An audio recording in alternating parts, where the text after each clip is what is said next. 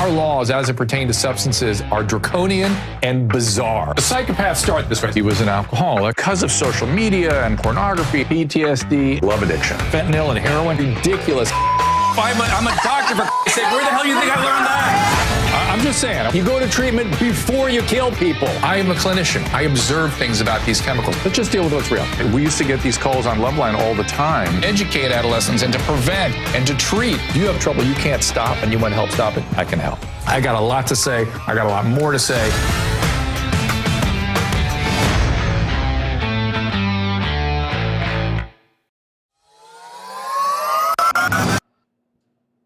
And Happy New Year, everybody. It's the end of 2021. We're going to finish off the year talking to our friend Mia St. John. I'm not hearing my headphones here. Test, test. There we go. I was thinking about this past year, and while it seems like a year that everything was shut down and sort of encumbered and all about COVID, man, I don't know about you all, but we went through a lot this year. And we started sick and we're ending sick. Susan's getting the raw end of that deal right now, just having tested positive for COVID. I was sick 10 days ago, if you remember my voice. Evidently, that was COVID, even though I was testing negative, which is not, again, I want to emphasize, not an unusual story. The various home tests are sort of nefarious. Some are not picking up any of a given individual's virus. Right, we tested you. Yeah, and I was negative repeatedly. So we thought, it's and I was tested on different platforms, too. And then... we got tested at the Garagos Christmas party, too. You got to come right up onto that. I know. And with everyone... Much work. Yeah, I know. Send everyone a happy New Year to Susan. She's going to be lying in bed drinking champagne. I'm fine. But she's not fine. It's not okay. And it's been miserable for her. But miserable. It's like a sinus infection and a cough. Good news is the vaccines work very, very well. Our son Douglas, who didn't get the booster, had the worst end of this. He had all the typical back pain and headache and fever of COVID, but he's recovering very quickly as well. And yes, somebody's putting down, mentioning, rest in peace, Betty White, which I would be remiss if I didn't mention it. Oh, you didn't know that? Betty White like 2 days before her 100th birthday on New Year's Eve on 2021.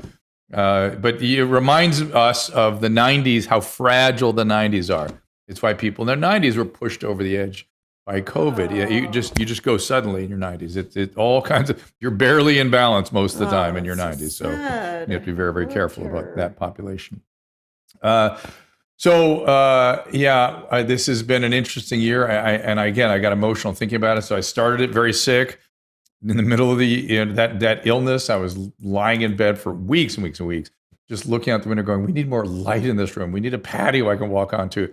And Susan did that. All of a sudden we had one. And we got that done this year. And that's now one of my favorite environments on the planet at the present.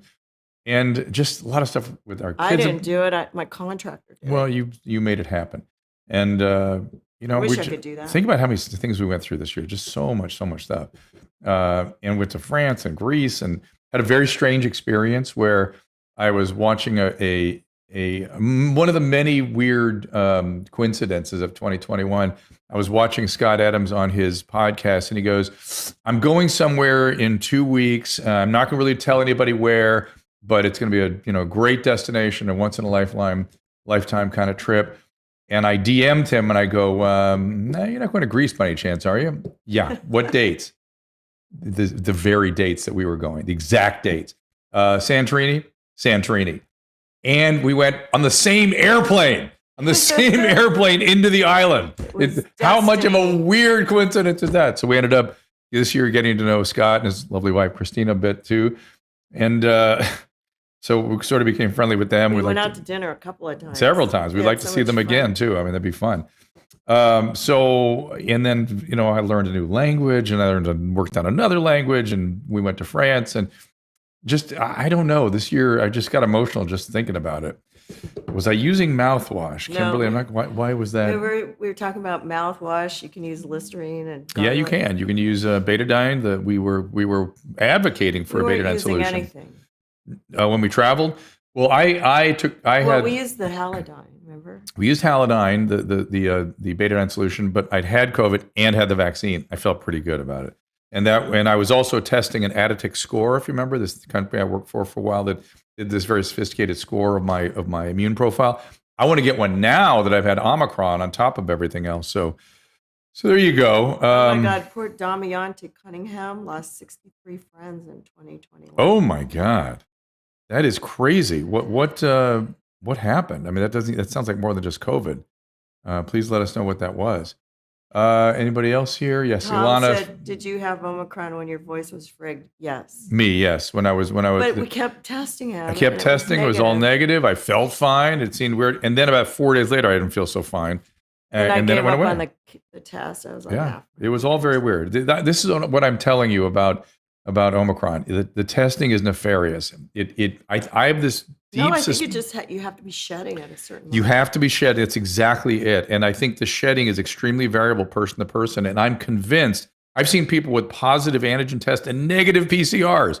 And so I'm convinced the shedding is, for some people, not for Susan, she's shedding like crazy right now, test positive on everything. But for some people, they shed for a very narrow window, like 12 hours or something. And if you don't catch that window, you don't catch the virus. So, and by the way, that's a good sign for the infectivity. I guess you were shedding though at some point because you gave it to Paul. I got it from Jordan, right? Jordan probably gave it to me. Maybe, so let me get to my guest. It is Mia St. John, 5-time World Boxing Championship, mental health advocate. She has been named by CNN Mental Health Warrior. She's author of a new book that called Mia. Wait, hang on a second. A memoir about a mother's loss and grief, fighting for my life. Mia, welcome to the program. Thank you for having me, Drew. So it's always great to talk to you, and this is an interesting way to end the year. You have so many interesting and intense experiences around mental health and around overcoming adversity. And let me. I guess we should start with maybe the New Year story. What do you think about the New Year in terms of things you want to accomplish, or do you look back on the last year and take an inventory and account of what you've done and sort of a gratitude list? Do you do anything special? I always look back on my life, and I have a gratitude list every morning, everything that I'm grateful for. And you know what? Speaking of COVID, we just lost Christoph's mother to COVID. Mm-hmm. And like you said, once you enter that certain age range, it's almost impossible to get through. I mean, it's right. Possible, but that's right. She was not vaccinated. And I believe that if she would have been, she would have had a chance. But so this last Correct. Year has been not just, overwhelming because of the loss of Christoph and our son, Julian, but the loss of Christoph's mother recently was pretty devastating. And let me point out again, I've seen lots of Omicron last 10 days or so, and there is a gigantic difference between the vaccinated and the unvaccinated experience, and even non-boosted.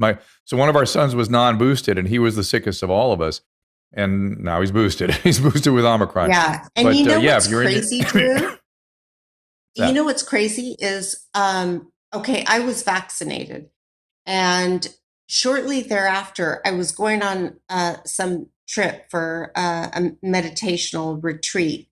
And they said, we require a negative COVID test first. COVID test. And so I went and got tested, and I wasn't sick. I had no symptoms whatsoever. So I was like, okay, no big deal. Went and got tested, and they said, you're positive.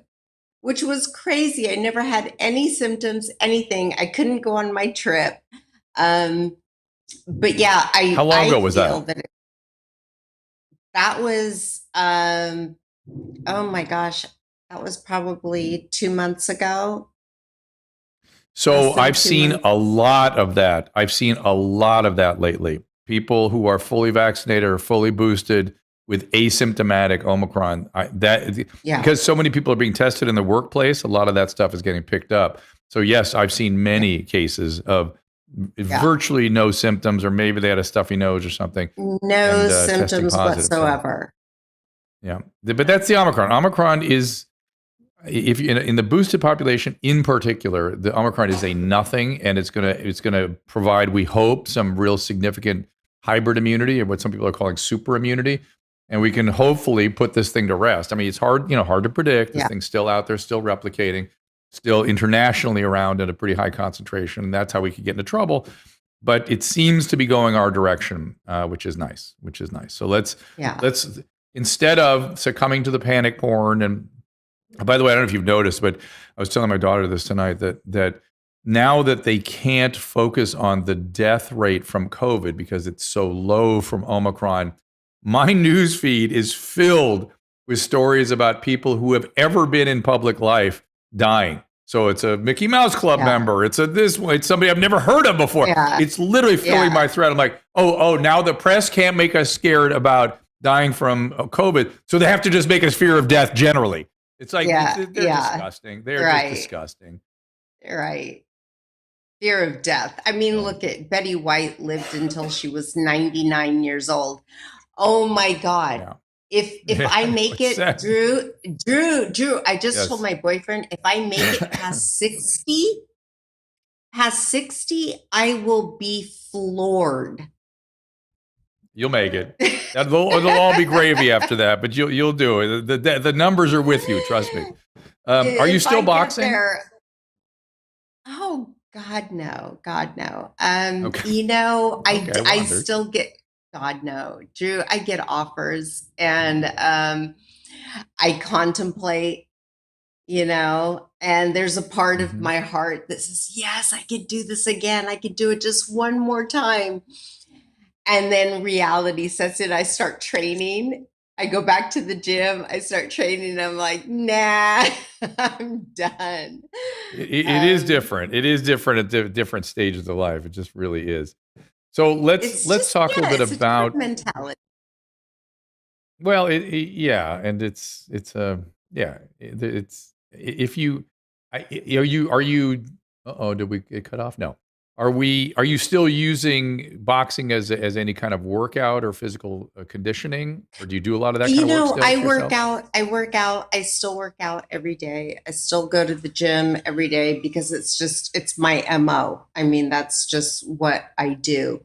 Do I box anymore? Once in a while, but I tried it a couple times after I got a couple offers to do an exhibition bout like Tyson did and Roy Jones. And it was intriguing. That could be cool. Yeah, it could be cool. But then my body just says, you know what? It's like my mind says, yes, I can do it. And my body just says, I just don't want to do it anymore. I just can't. All right. Fair enough. So let's talk quickly about the book and the Mia St. John Foundation, miastjohnfoundation.org. Let's first just talk about the foundation. Yeah. So I created Mia St. John Foundation a long time ago when I was in the midst of my career, and I realized, like, what am I doing? Like, is this all I was meant to do, was go in the ring and pummel another human being, or was I put here to make a difference? And so I started the foundation, and we started in Mexico with a computer lab, computers, electricity for a whole village. And that's what started it. And then the programs for the mentally ill and the homeless came about after my son passed away. And I realized how little services there were for them. Like, once you hit the age of 18, like my son did, you're basically kicked out the door. Okay, you're 18, government has no hope for you, no help for you, you're done. You're 18, you're on your own. And so that's why I wanted to specifically start programs for those who have reached that age. Have you read Michael Schallenberger's new book, San Francisco? He really chronicles in detail the policies that have led to, both on the addictive side and on the mental health side, the lack of, I don't know how to describe it. Forget the lack of resources available to treat people with serious mental illness. The lack of understanding of how these things work and what people need to get better, and a weird advocacy that says that people that are ill, seriously ill, are leading their best life and no one has any business doing anything with them. That's, I imagine, what kills your son. It killed my son. I mean, I fought for my son. And Drew, like you talk about, I mean, San Francisco, I mean, I live it every day. We live in LA. So we see the streets of LA filled with the homeless that are mentally ill, that they think that's what they want. Like my son, who was homeless many times. I mean, many times I went searching the streets for my son, and not because he didn't have two beautiful homes to go to between me and his father, but he wanted that freedom because he was addicted to meth and he didn't want to take his meds. But when he was on his meds and off the meth, I mean, my son was just the most brilliant, amazing human being. I mean, he was that way regardless, but the mental illness is what keeps them there. Mm-hmm. And often they are wonderful, rich, intelligent people. And tell the story a little bit about how he did stabilize for a while. He was taking his medication. He was living with you. And then what happened? And the urge, I call it the sleeping giant kicks in, says, I got to fix. And so it wasn't his mental illness so much as the addiction. So the meth kicked back. The addiction, to self-medicate. He was self-medicating. And so he would leave the home to go search for his drug of choice. And in the interim, go off his meds and become psychotic. And then the meth makes you even more psychotic. And then all of a sudden he's lost and he's somewhere on the streets. But once I found him and brought him home, cleaned him up, he was better again. And then the cycle continues. The cycle repeats itself over and over and over again. Right. You have no ability to do anything with him when he starts getting sick. You're not allowed to. You can't get in the way of somebody running out on the streets. Help people understand why people with meth and schizophrenia particularly go to the streets.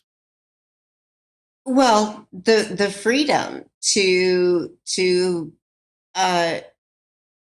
I mean, look, Drew, I'm an alcoholic. I mean, when I want to drink, I'm going to drink, right? When I'm off the wagon, there's nothing that's going to stop me. And so it's like a meth addict. It's like when they want to use, they're going to use no matter what. And completely true. That's what would offer. But I think people don't. But people are very disconnected from the reality of what meth does. Meth takes you to the street very fast, and so a rational person takes you down would go quicker. But it gets you. But it specifically drives to the streets, and people would go, well, why don't they come home at night? They can stay on the streets all they want and run meth, and then come home and sleep. Their mother will have them back. Why don't they come home? That's the meth. It keeps them on the streets. It just does. It's something about that drug. Yeah, it's a horrific drug. It ended up, well, I don't know if it took my son's life, or I would have to say neglect of our mental health facilities is what really took my son's life, because my son did have a chance, like many meth users, sobriety is possible. And I see it every day. And I think it was the neglect of our mental health facilities that ultimately took my son down. And they were found guilty of neglect and falsifying his records. So I remember that you had for a while there were running a little outreach program for the homeless folks with serious mental illness, and we both were agreeing that rapport, building the rapport to get them to come into treatment, was one of the pieces that was sort of missing. Is that getting better? Drew, Dr. John Sharon, the CEO of LA County. He's our Department Department of Mental Health. Yeah. Yeah. And I adore him. And I talk to him on a regular basis. I mean, but he's very frustrated too. Believe me, I've had quiet moments with him where he's expressed that, and he's very frustrated. His hands are tied, and I've been talking to him as of late, and I even spoke with Senator Patrick Kennedy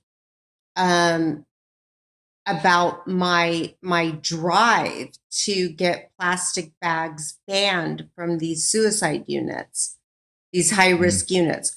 Why are LA County facilities allowing plastic bags with suicidal patients? It just doesn't even make sense. That's just how neglectful they are. And the fact that they spend so much money on housing. Let's house the homeless. Well, how are you going to get the homeless into the housing? Like, there's just so many missing. Stay in the housing and not die in the housing and take your medication in the housing. Yeah, they're pretending as though that doesn't happen. Pieces. I could go on and on about the Department of Mental Health, but I mean, we would just that would take like all week. Yeah, I understand, and I've expressed frustration with that for years, and why. Again, two good books if people want to inform themselves about how this works. Obviously, San Francisco can tell you about the policies that led to this. A book called American Psychosis talks about the national policies that dismantled the state mental health systems that we had in place. And then Sam Quinones's new book called The Least of Us talks about how this new form of meth, which is manufactured purely with chemicals you can get essentially in a garage, is really harming people's brains very quickly. And you can chronicle the distribution of that form of methamphetamine with the rise in homelessness in communities. So there's a direct correlation there. It's a very interesting book. And then, of course, Mia's book as well. Let's talk a little bit about Christoph and his story. This is the other tragedy you've had to deal with. Well,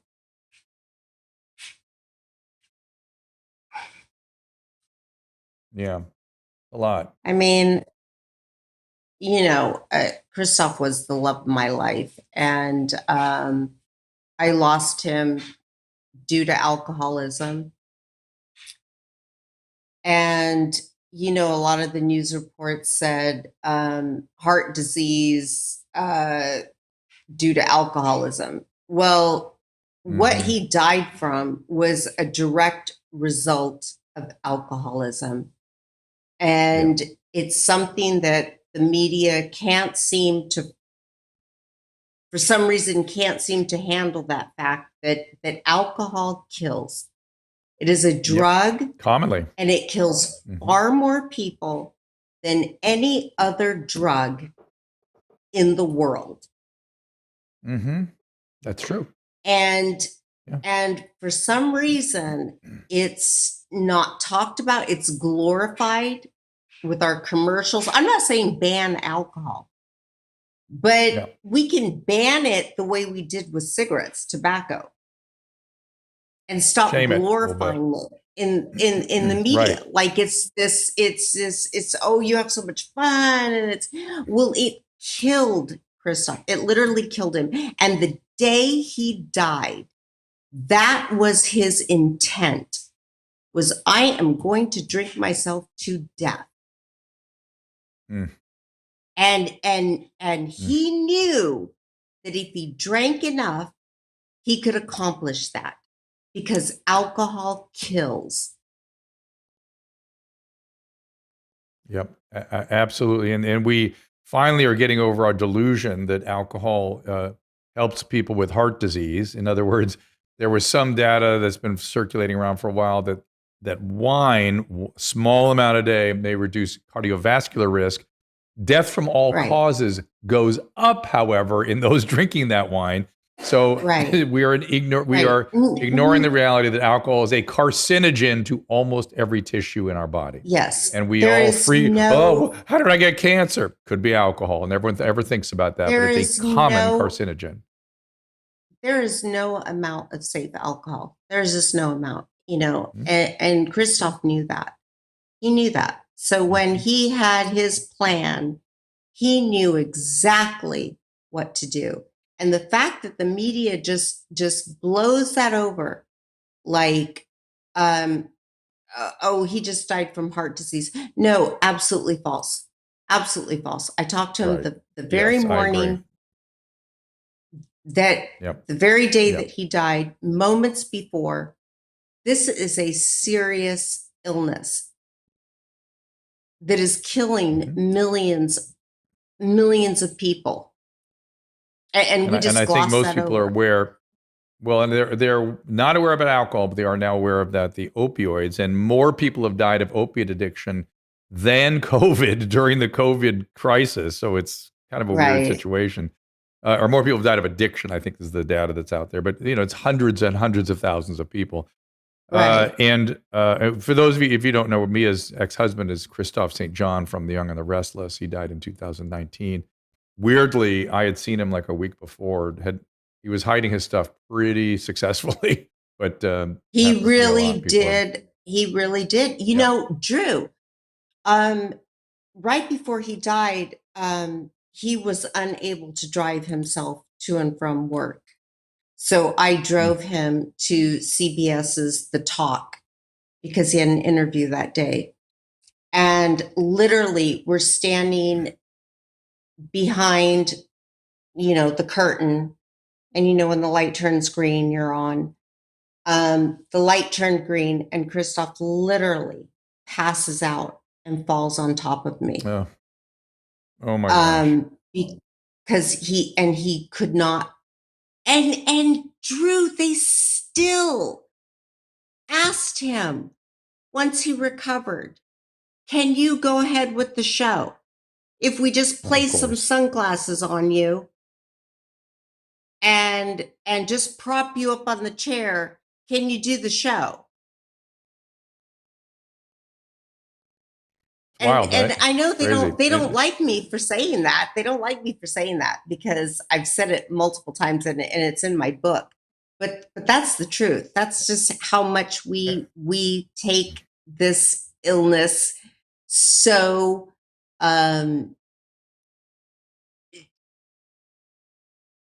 casually. It's I mean, think about don't matter.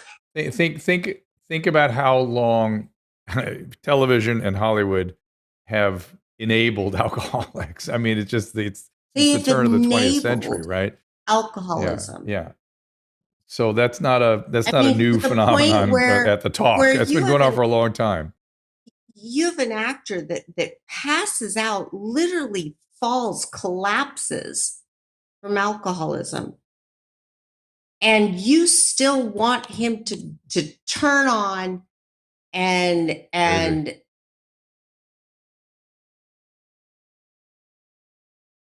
it's mind-boggling to me. It was shocking to me when Christoph passed away because he was a great guy and he, to his detriment, he hid it very carefully. And, that's the way these conditions work often. People are very ashamed. Well, and Drew. They also don't want to stop. They don't want to stop. And that's the other reason they hide it because they know if they come clean about it, everyone around them will make them stop.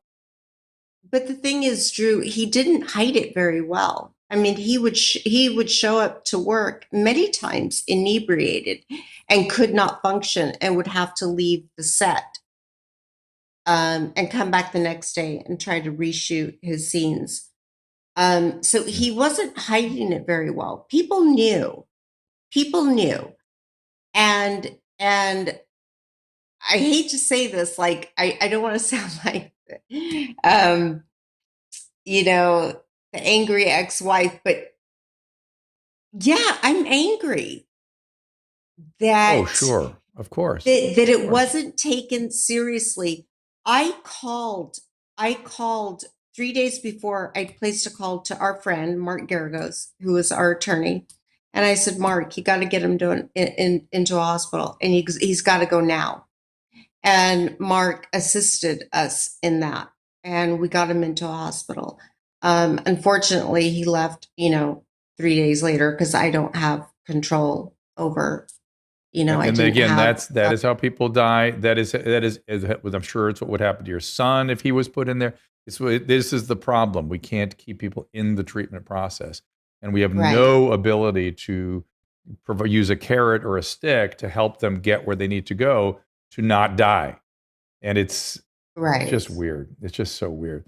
Right. Let's take a little break, and we're going to come back and take some calls from Clubhouse. Got a bunch of hands up, people that want to ask questions. Those of you with your hands up, you'll be streaming on multiple platforms: Facebook, Twitch, Twitter, YouTube. So you're consenting to that by raising your hand. And our friend here is Mia St. John. Her book is called Fighting for My Life, a memoir about a mother's loss and grief. You can check out the Mia St. John Foundation, as well as, Mia, where are you on Twitter and IG and all that? So I'm at Instagram and Twitter at Mia St. John Boxer. And my foundation is miastjohnfoundation.org. All right, we'll take a little break and be right back with more Mia St. John and your questions. I want to give a shout out to our good friends at Blue Mics. If you've heard my voice on this show any time over the past year, including right now, you've been listening to Blue microphones. And let me tell you, after more than 30 years in broadcasting, I don't think I have ever sounded better. But you don't need to be a pro or have a fancy studio to benefit from a quality mic. You may not realize it, but if you've been working from home or using Zoom to chat with friends, you probably spend a lot of time in front of a microphone. So why not sound your best? Whether you're doing video conferencing, podcasting, recording music, or hosting a talk show, Blue has you covered. From the USB series that plugs right into your computer to XLR professional mics like the Mouse or the Blueberry we use in the studio right now. Bottom line, there's a Blue microphone to fit your budget and need. I can't say enough about Blue mics, and once you try one, you will never go back, trust me. To take your audio to the next level, go to drdrew.com/blue. That is drdrew.com/BLUE. Anyone who's watched me over the years knows that I'm obsessed with Hydrolyte. In my opinion, the best oral rehydration product on the market. I literally use it every day. My family uses it. When I had COVID, I'm telling you, Hydrolyte contributed to my recovery, kept me hydrated. Now, with things finally reopening back around the country, the potential exposure to the common cold is always around. And like always, Hydrolyte has got your back. Hydrolyte Plus Immunity, my new favorite, starts with their fast-absorbing electrolytes and adds a host of great ingredients. Plus, each single serving easy pour drink mix contains 1,000 milligrams of vitamin C, 300 milligrams of elderberry extract. Hydrolyte Plus Immunity comes in convenient, easy to pour sticks that rapidly dissolve in water, make a great tasting drink, has 75% less sugar than your typical sports drink. It uses all natural flavors, gluten-free, dairy-free, caffeine-free, non-GMO, and even vegan. Hydrolyte Plus Immunity is also now available in ready-to-drink bottles at the Walmart next to the pharmacy, or as always, you can find it by visiting hydrolyte.com/drdrew. Again, that is HYDRALYTE.com/DRDREW. Be sure to use the code DRDrew25 for a special. Welcome back, everybody. Here with Mia St. John. The book is Fighting for My Life. I'm on Clubhouse here as well, and we're going to go out to some callers, see what kind of questions they have. Give me just a second. Chris has a comment or question, I believe. Hey, Chris, what's going on? Hello, Dr. Drew. Hello, Mia. How are you? I can barely hear you. Mia, can you hang on? It's maybe on my end. Yeah, we can barely hear you. Can you hear me better now? A little better, a little more. Now, Susan. yes. This is yes. You are our maiden voyage with Clubhouse on our new system here in New York. So thank you, Chris. I hope I don't mess it up. Do we get to smash a bottle of champagne on it, or no? Oh, bummer. Susan's thinking about it, but no. Mia, thank you so much for being on the show. First off, I am a mom. I have 3 little kids. I can't even imagine the pain and suffering that you've been through, and my heart goes out to you. And at the same time, I really want to applaud you on your bravery to take your experiences and write about it. I can't imagine how painful that must have been. And I just want to let you know that folks like you who do work like this and explain their stories, as painful as they might be, it really does affect parents and moms like me, and I'm not an extraordinary mom. I'm not even a cool mom, just a normal one. But I do come from my husband's side, battle with addiction. He lost his father. My side, I've lost a lot of people on my side due to addiction. And so it makes us hypersensitive to just keeping an eye on what the kids are around, even at their young ages. But I think that when the truth comes out about how painful and destructive those experiences can be, it reminds us that even after the holidays where everything's lights and presents and songs and cookies, these are things that are around, have been around, and that are going to continue to be around. And it's a good reminder, lots of reminders are good, that raising kids and doing our best and loving them as much as we can, it's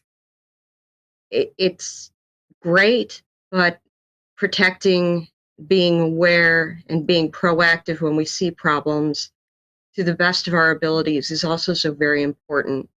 And bravo to you for being able to express that. So, Chris, let me kind of put a finer point on that. And for some reason, I'm getting a lot of feedback. It's probably me. Yeah, mute your mic for a sec, real quick, Kristen. Which is that the best parenting and the most, healthiest emotional environment conceivable for a child, always best, always good, helps, and yet kids still get sick. We are biological agents. Things still happen to us that we wish they wouldn't. Some of them are brain diseases that are common, and obviously the course can be much better if the child is psychologically good. But these illnesses are no fault of parents, is what I want to point out. The parents blame themselves for everything, and there's certain illnesses that are just come on, and and again, things are better if it's a psychologically sound environment. But we wish and we want to protect our kids from everything, but we don't get to do that because we're all biological. Chris, you can go ahead and talk now. I would agree with that. We've spoken before. I have a child where all of a sudden, around 18 months, 2 years, she just stopped talking. We didn't know why, and there were no clear answers. And of course, it was devastating in the beginning. But, as a parent, you don't get the opportunity to just brush that off and just be like, it'll go away. Well, but this is an important point you're bringing up. A lot of parents do fall into a deep denial or blame the school or blame the world or whatever, or blame the husband if there's a husband or an ex-husband. The point is you should, if you see signs, these are common medical conditions that respond to treatment, and you should immediately get treatment. Don't go into denial. I wish this wasn't happening, but it does. Go ahead, ma'am. Drew, it's important to point out that because my son, Julian, stopped talking at around 24 months, and they thought it was autism. And we sought treatment like anywhere and everywhere. And the thing to remember is that you can't get a clear diagnosis until the age of 18. Because doctors just don't know. Well, is this puberty? Is it the terrible twos? Or, what is this? They just don't know. And so my son went undiagnosed for many years, even though we knew for years something was not right. And I had a psychology degree. I had a BA in psychology. So I knew certain symptoms. And I said, wait a second, this is not right, but you can't get a diagnosis.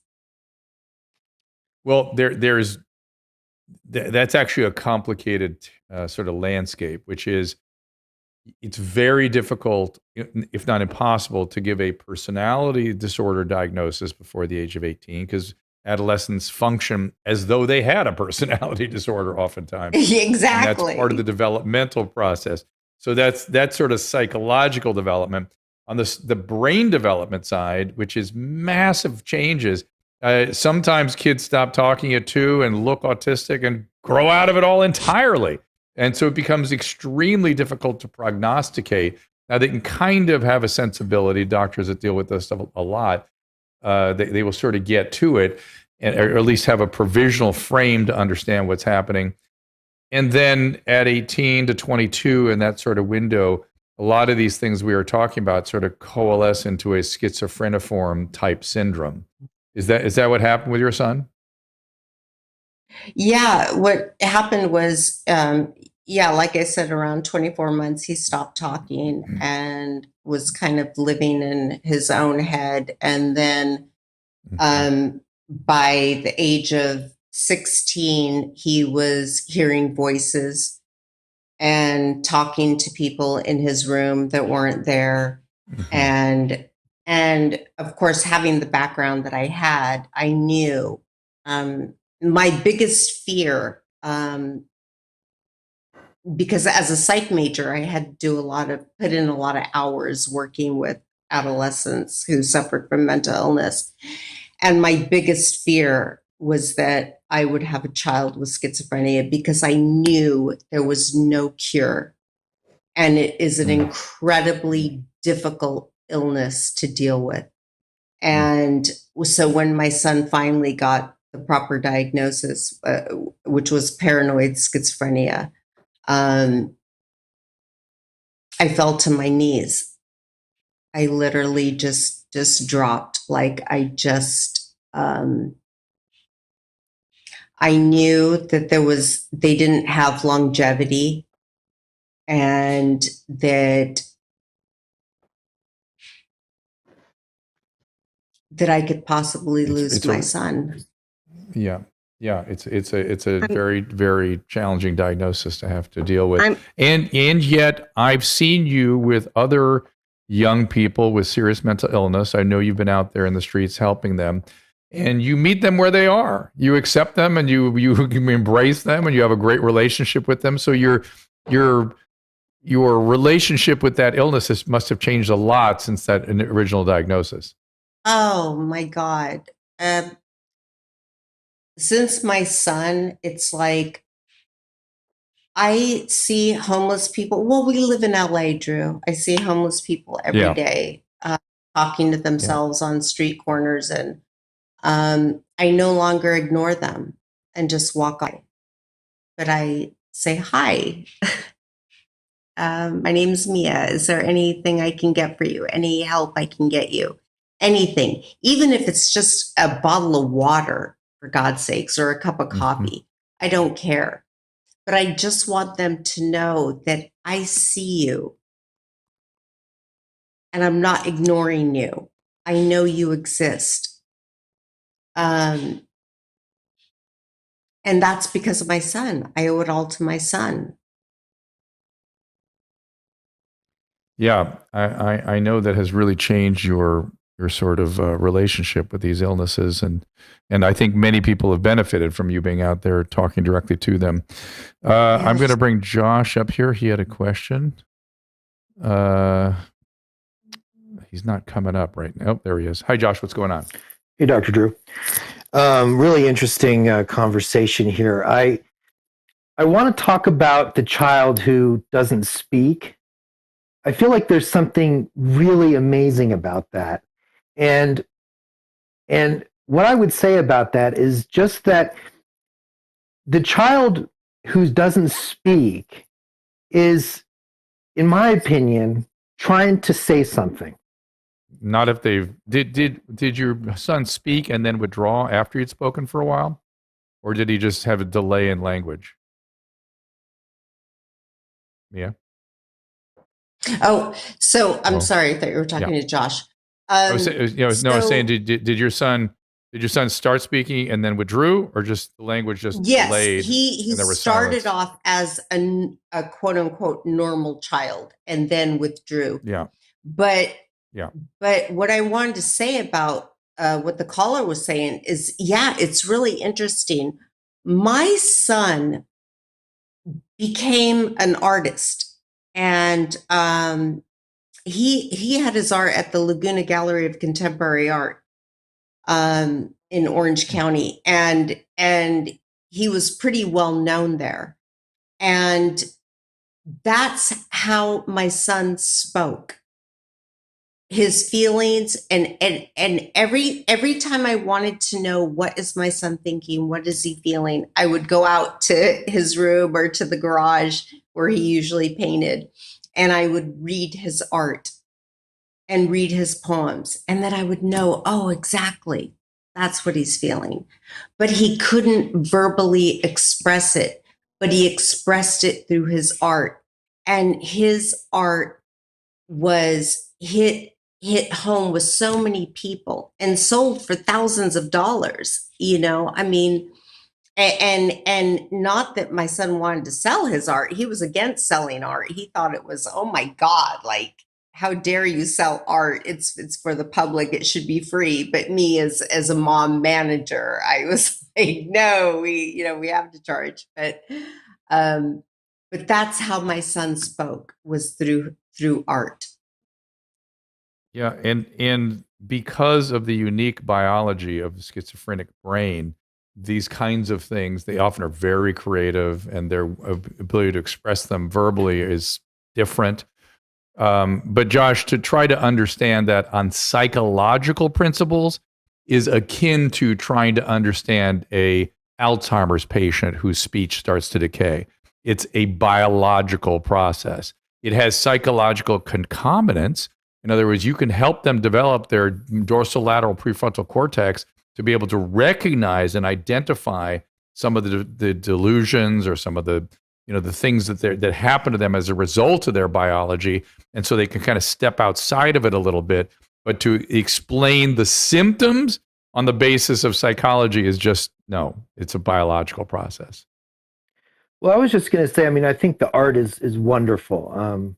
The art shows that there is health there. There's mental health. Well, it's way the way people are starting to look at these things are, oh crap, I'm going to get my nomenclature screwed up here. Neurodiverse, is that what we're calling people? We're not everyone has to be neurotypical. Not everyone has to be like us. That you can take somebody who's had an interesting biological course and some psychological issues, like Mia's son, and you can celebrate those person's strengths and abilities. You can celebrate them for what they are, where he is. And so that's why I was specifically using the sort of language of meeting people where they are, which I know Mia is so good at. She accepts them where they are. Now, unfortunately, these days where they are, they're often in states that endanger their lives, and the political system won't let us help them. That's where Mia and I get very upset about this. Right.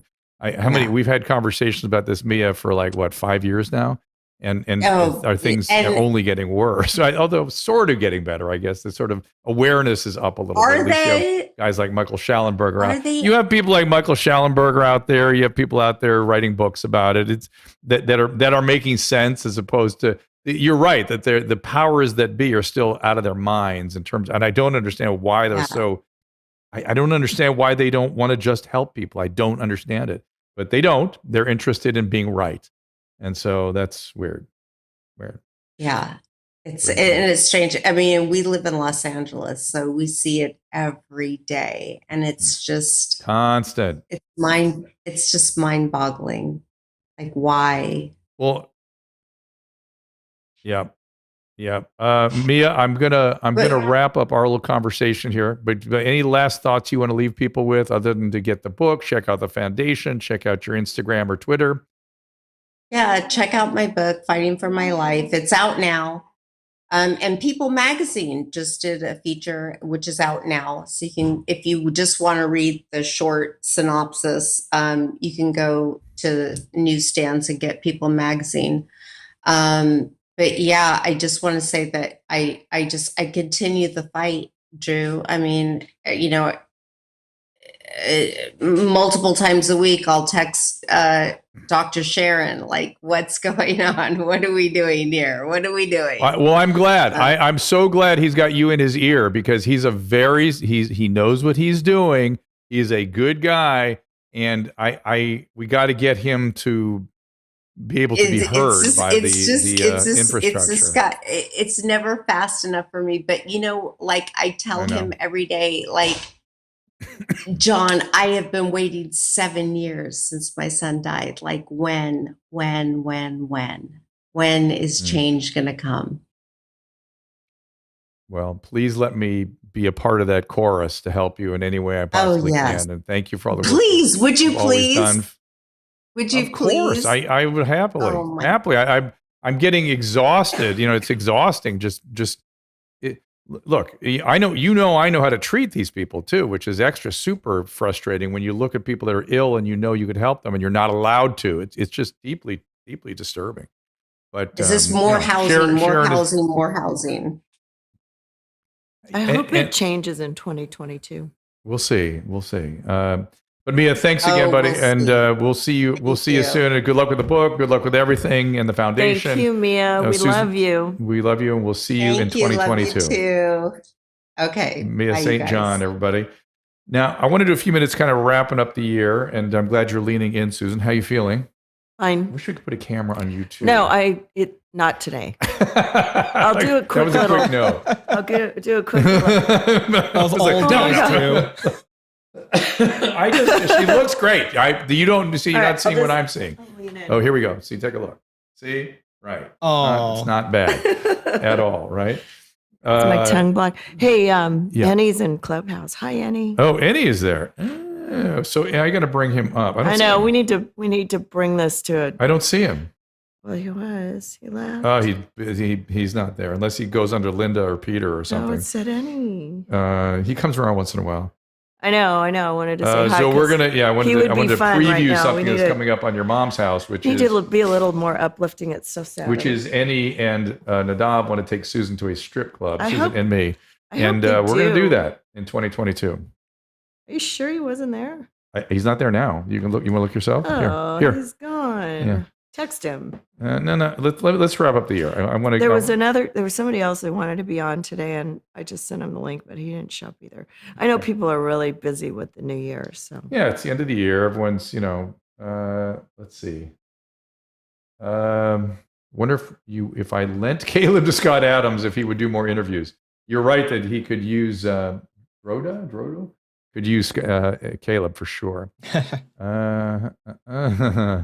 So Caleb, you got plans for 2022? Doing this baby show. Mostly, right? Baby in this show. Working for you. That's exactly. That's pretty much my plans here. And I see.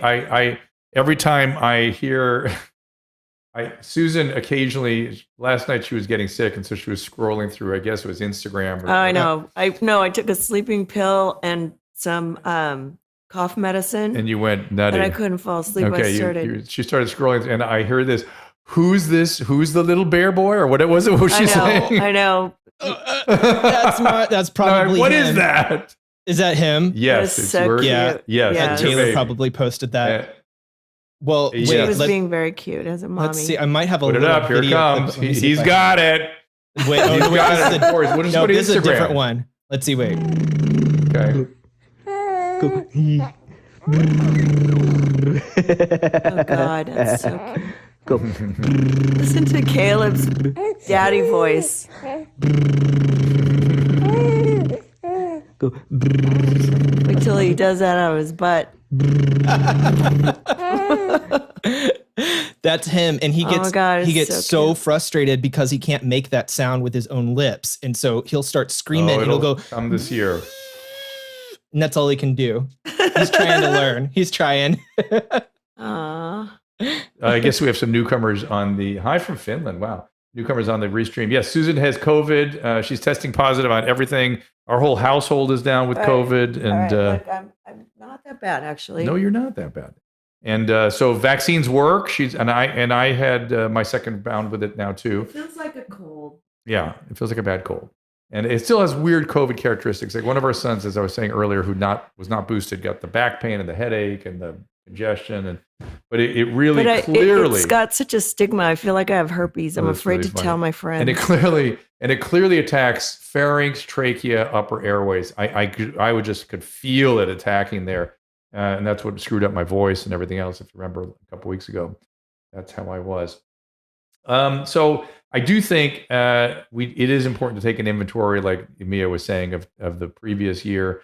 If you really sit down and think about the things you're thankful for and the big changes and what you've been through, if you're like me, I was shocked at how much happened this year, particularly a year that's encumbered by so much craziness. Caleb, what are you thankful for from 2021? Oh, I mean, my baby, and I'm also grateful for, moving this show and starting to do it more days a week. Your baby or your wife's Did baby? you have your operation this year? Was that 2021? That was no, that was 2020 when that happened. Yeah. So okay. I'm grateful in 2021 that 2020 was over. That was much worse for me. That's right. That one was worse. Yeah. In 2021, you moved, you have a baby, you have, you've established the ability to do, from your mission control there. Oh yeah, command and control. You can do just about anything, anywhere you want. Set up here. Yeah, it's this year was much better than the one before. Yeah, I think we pulled our shit together this year. Yeah, and now we have this as an option too. We've established this little studio in New York City, so if we're traveling, we can do this. Could this go on the road with us? Yes, this can go anywhere. Yeah. Yes, that's this exactly. You're mobile. I know, and I don't have to set it all up. I'm grateful for that. So would you just, as it is, you just kind of wrap it up and it all sort of stays together? Yeah, I have it all together. It's crazy. All gonna go with us wherever. Just crazy. You can take it with. I'm grateful for my team. Mm-hmm. I'm grateful for the fact that Michelle and Caleb have taken over a lot of my responsibilities, and we can have a travel situation, and we can still book guests, and I'm not doing everything myself, which I kind of let go in 2021. And our kids all ended up back home with us. I was grateful because I want to spend more time with my kids. I want to work on the house. I have to work on the other stuff that I do, and do construction and whatever. And it's just easier for me if other people are doing this, and they're doing a fantastic job. And we've stayed in the house that we were. Plus, I'm really happy that we got to travel this year. You broke through the workaholism, and you want to travel more. Yep, that's true. But we also got lucky. We didn't get COVID like on our trip and stuff. So, but now that I've had it, the Omicron, not a big deal. But I'm just grateful for our fans and the fact that they keep following us and we keep building, and this has been a really fun year for our shows and for all that you do. The After Dark, I'm so grateful for After Dark, and we're gonna have like a really good, fun 2022 with them. And remember, when you watch After Dark, that's a comedy show. Yeah, it's on a comedy platform. Yeah. Don't take things too seriously. And then I also love the Corolla Digital people, and we did things moved along there, and everybody's like healthy and happy, and I didn't lose 64 friends like Damiante. I feel terrible. Yeah, but you didn't tell us what went on there. But honestly, I am grateful that we, as a family and also as a business or whatever, we all still like each other, and we're gonna hopefully have more prosper more in 2022. Well, and our kids, we kept the house that we raised our kids in. We kept thinking, should we get out of here? Should we move? And thankfully, we kept it because they all have migrated home. The water in the COVID. Dining room and the heater breaking it. Yeah, now we've got water water crises and flooding. No, we're fine. But right now we have 2 sick kids in one end of the house and 2 in the other end of the house, and they seem to be okay. And we have bobbleheads coming. Oh, the bobbleheads. Ilana said she's grateful for the bobbleheads. I'm grateful that the bobbleheads got off the dock, and they're coming to you soon. We will be sharing. Do we have a picture, Caleb, of the bobblehead? I took a picture of one and I sent it to you once, dude. I tried to find it. I couldn't find it in time. Oh, nothing? No. Oh no. Okay. Well. Anyways, we'll post it. You guys probably saw it anyways, but they are coming, so we will have them available probably in January, just in time for Valentine's Day. And a little sort of, again, COVID wrap up. I don't know if you saw Dr. Fauci. Dr. Fauci's coming back to being the guy I know him to be. And he said the other day, yesterday, I think he said, please don't read too much into the pediatric data, that there has been an increase in COVID hospitalizations, but it's not because of COVID, it's with COVID. Therefore, COVID is not the reason for the hospitalization.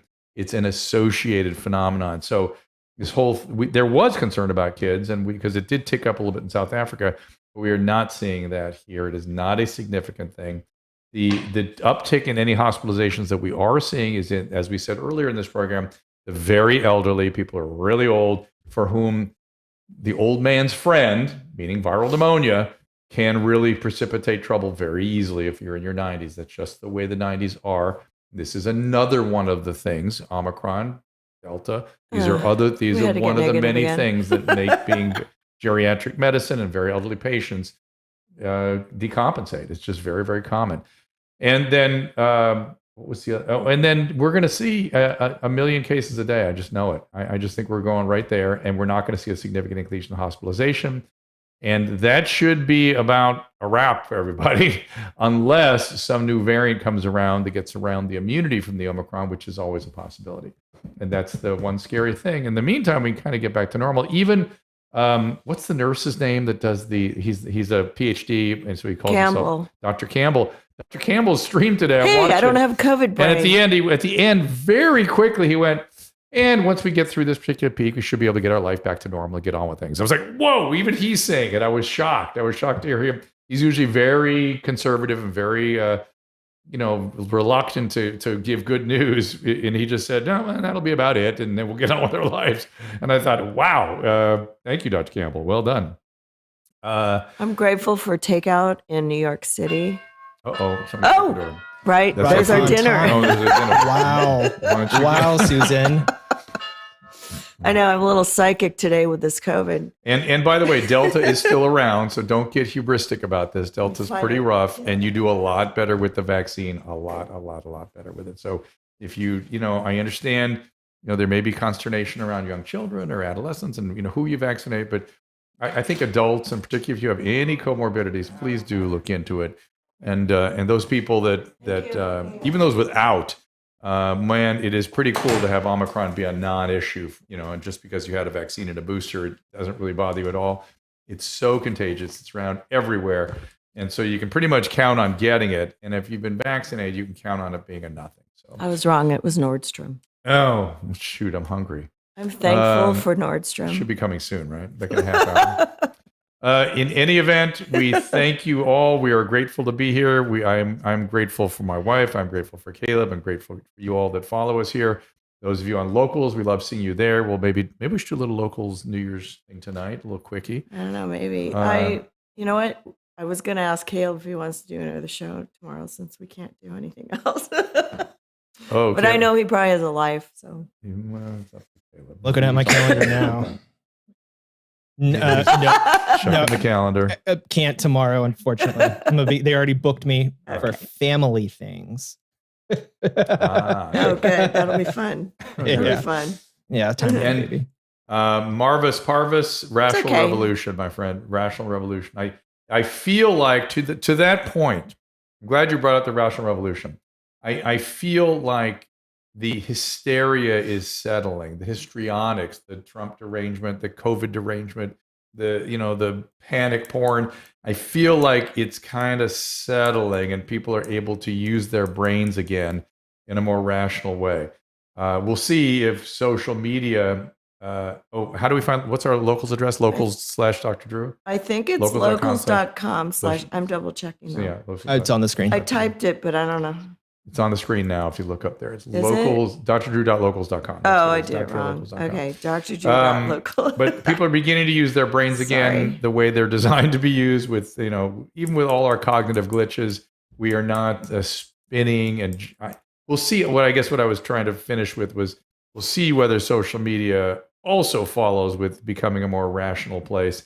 It still remains a weird place where viral content is created by somebody saying or interpreting what somebody else said rather than the actuality of what somebody said. That is that's one of the things I've learned during the pandemic is what you say doesn't matter. It's what somebody said you said.